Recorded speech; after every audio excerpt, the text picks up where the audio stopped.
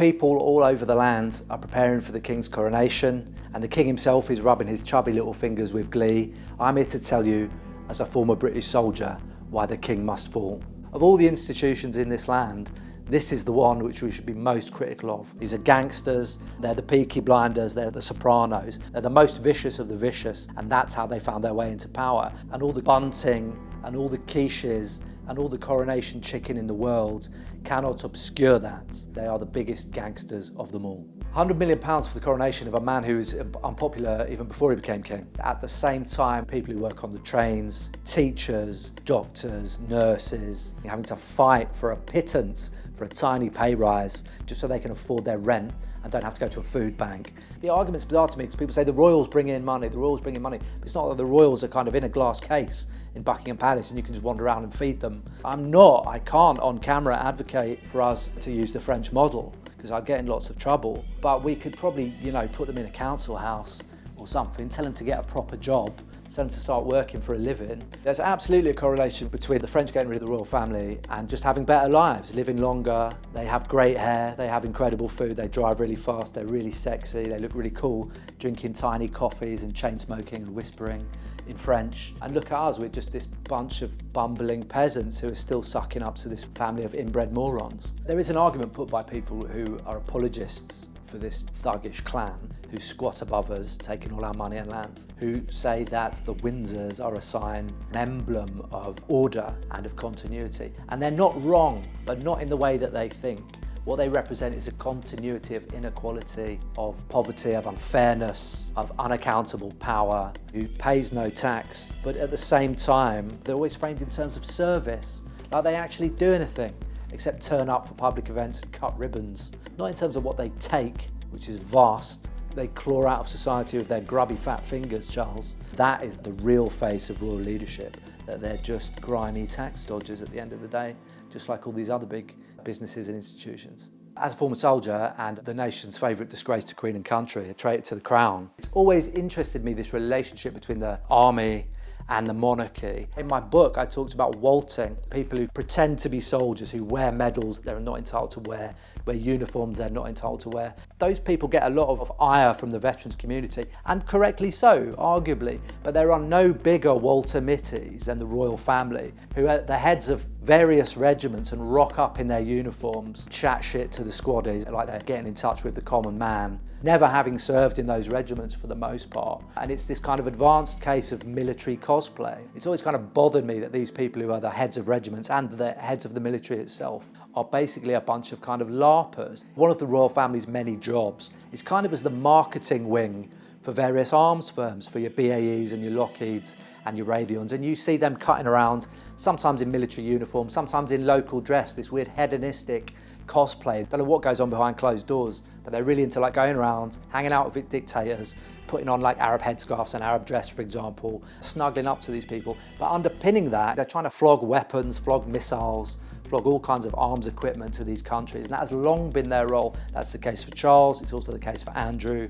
The true nature of monarchy is kind of concealed in a way which in those countries it isn't. It's raw power and absolutely dictatorial, whereas in Britain we have this kind of veil, this idea of a constitutional monarchy with some limits, and they can't do the things that they used to be able to do, or perhaps would want to, because we know some of these people are pretty unhinged. But it's interesting when you look at the parallels. Our green-fingered, well-branded king is actually best pals with some of the most brutal, authoritarian, tyrannical monarchs in the world. There is a proud culture of dissent against monarchy in our culture, and a good example of that is Monty Python railing against the idea of monarchy. The Sex Pistols, who did a particular great song about the Queen. I think it's waned, and I think that's sad, and I do wonder if it's because so much of culture, so much of music, so much of the arts has become an increasingly middle and upper class field, and it's much nearer to power. A lot of that anti-monarchist stuff, particularly with the Sex Pistols, came from an angry, bottom-up working class, a place of dissent and outrage, and there's an urge to mock power, which I think is one of the really redeeming things about the British, that we do and always have to some degree mocked power.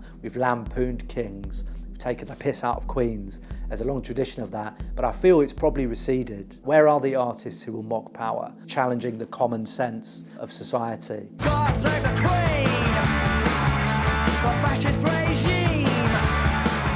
Not all King Charleses have had an easy run in this country. One was beheaded in the wake of the English Civil War. Two armies, the Army of Parliament, the New Model Army, and the army which supported King Charles, duked it out very bloodily in the 1600s. One of the end results of that was that we had what was called at the time the first 2 years of freedom. The Levellers were a radical movement, a diverse and radical movement. They literally wanted to level society. They wanted to make things more equal. And they cross-pollinated with radicals in the ranks of the New Model Army. The New Model Army was a fascinating beast. It unionised itself, and the various regiments started to elect agitators or agents who were kind of like trade union reps. The arguments those two organisations put, the agitators and the Levellers, when they cross-pollinated, were fascinatingly sophisticated arguments about really fundamental things. Colonel Rainsborough, one of my heroes, who in the Putney debates clashed with Cromwell, Rainsborough said, "The poorest he in England hath a life to live as the greatest he." And it was an argument for the vote.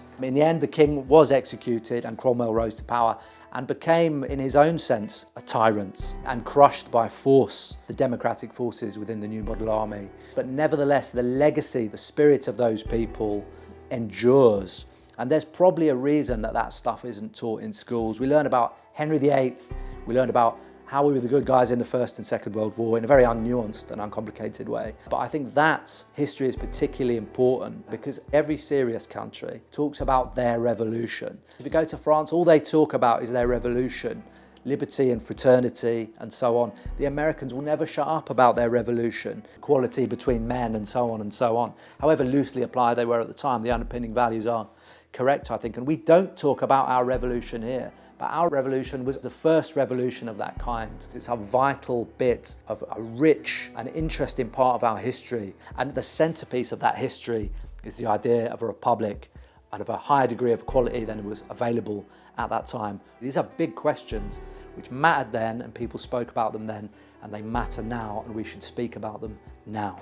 If you look at the examples of history, why would you want to be a kind of meek and submissive peasant when you can be a raucous, roguish highwayman figure, rather than this kind of meek tugging of the forelock, stout, cretinous yeoman? I think it speaks to a lack of political imagination and probably a lack of political understanding of what the monarchy is. They own vast amounts of beautiful countrysides that we should all be allowed to walk around on. It's ours. It's ours by right, and it goes back a long way. The idea that you would steal from the rich and give to the poor has value. Is it really theft if you're taking it back from thieves? The greatest thieves of all are the gangster family of Britain, the Windsor Mafia. I have great faith in the democratic impulses and the egalitarian impulses of the younger generation coming through. And polls do seem to suggest that a lot of people, A, don't really care about the coronation, and particularly that young people would like to see an elected head of state. And I think that is something to be encouraged. Even monarchists, when they really ask themselves, they may gush about it and laud it and talk about stability and order, but I think inside everyone, anyone with any critical facility can look at that institution and go, there is something fundamentally wrong there. And we have in this country a long, proud, volatile, rich history of republicanism, of anti-monarchism. And we need, next time we get rid of them, not to keep it at 2 years, but make it a permanent affair. You saw the press coverage around the Queen's funeral. You can imagine what it's going to be like around the King's coronation. More than ever, it's important that there is an independent media that is not afraid to call out the monarchy. Support Double Down News on Patreon.